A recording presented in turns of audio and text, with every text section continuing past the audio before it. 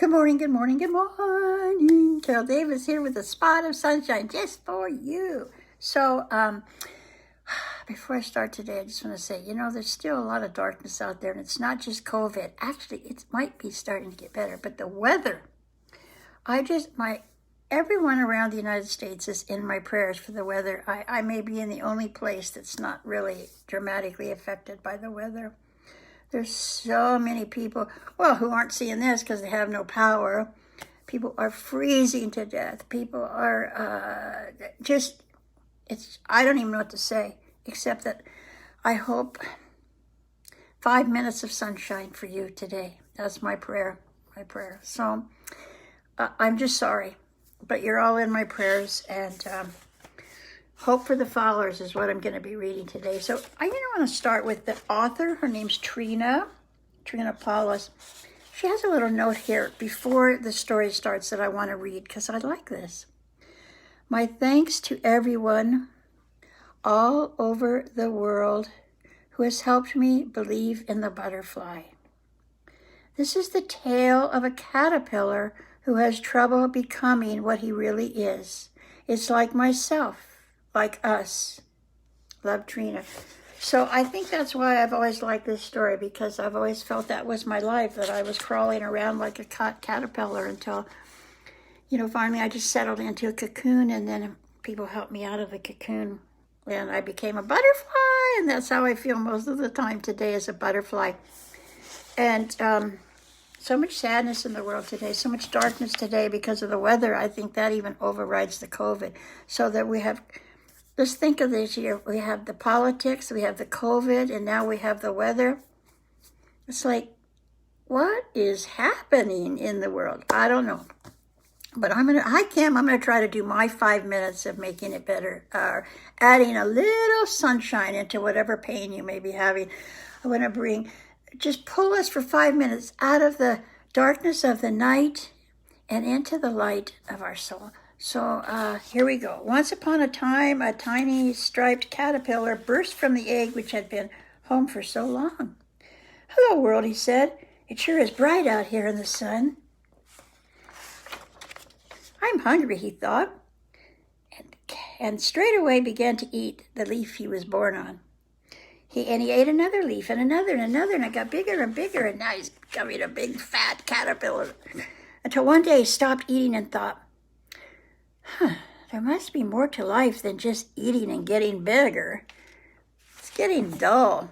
Oh, I don't know when eating ever got dull, but anyway, so Stripe crawled down from the friendly tree which had shaded and fed him. He was seeking more. There were all sorts of new things to find, grass and dirt and holes and tiny bugs. Each fascinated him, but nothing satisfied him. By the way, if you're in the darkness, feel free to call me, contact me. We'll talk, okay? Anytime. 760-834-1820 if you're having sadness or madness, and let's talk about gladness. Anyway, when he came across some other crawlers like himself, he was especially excited. But they were so busy eating, they had no time to talk, just as Stripe had been. They don't know any more about life than I do, he sighed. That's the truth. Then one day, Stripe saw some crawlers really crawling. He looked around for their goal and saw a great column rising high in the air. When he joined them, he discovered the column was a pile of squirming, pushing caterpillars. A caterpillar pillar. And there it is, a caterpillar pillar. The heck? It appeared that the caterpillars were trying to reach the top, but the top was so lost in the clouds that Stripe had no idea what was there. And this always reminds me of people in the corporate world trying to climb to the top, but they don't really know what's there. He felt new excitement, like sap rising in the spring. Maybe I'll find what I'm looking for. Full of agitation, Stripe asked a fellow crawler, "Do you know what's happening?" "I just arrived myself," said the other. "Nobody has time to explain. They're so busy trying to get wherever they're going up there." "But what's at the top?" continued Stripe. No one knows that either, but it must be awfully good because everybody's rushing there. Goodbye, I've no more time. He plunged into the pile.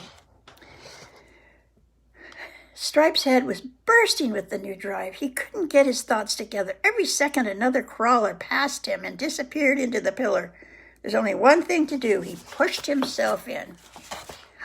Chapter 2. The first moments on the pile were a shock. Stripe was pushed and kicked and stepped on from every direction.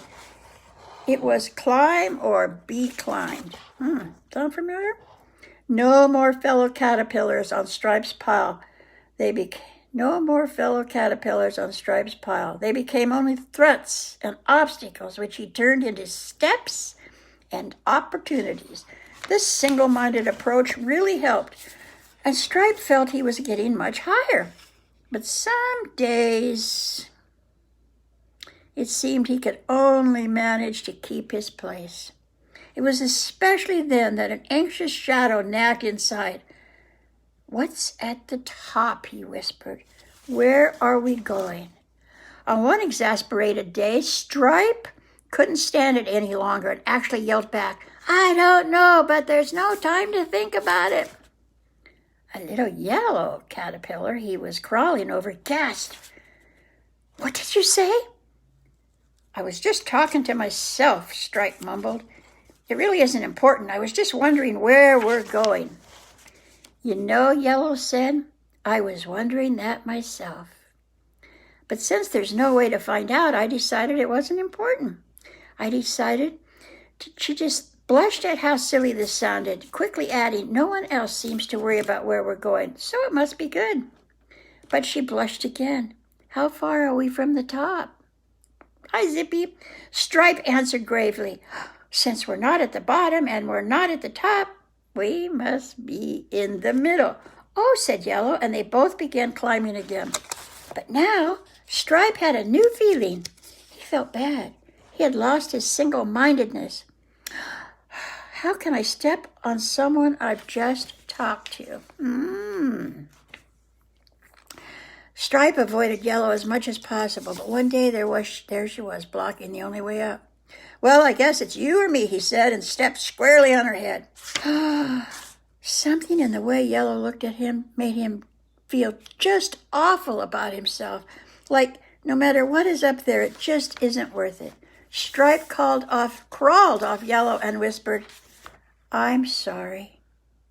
So time's up for today. So I think tomorrow, because the next line is, "And Yellow began to cry." So tomorrow's going to be good. So be sure to tune in for tomorrow's finding out, oh my God, what Yellow does to Stripe. Oh, when she cries, what happens?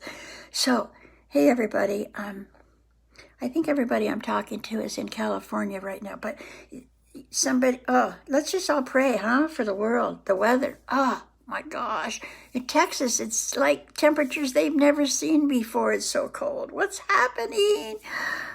Thy will be done, okay? Have a wonderful day.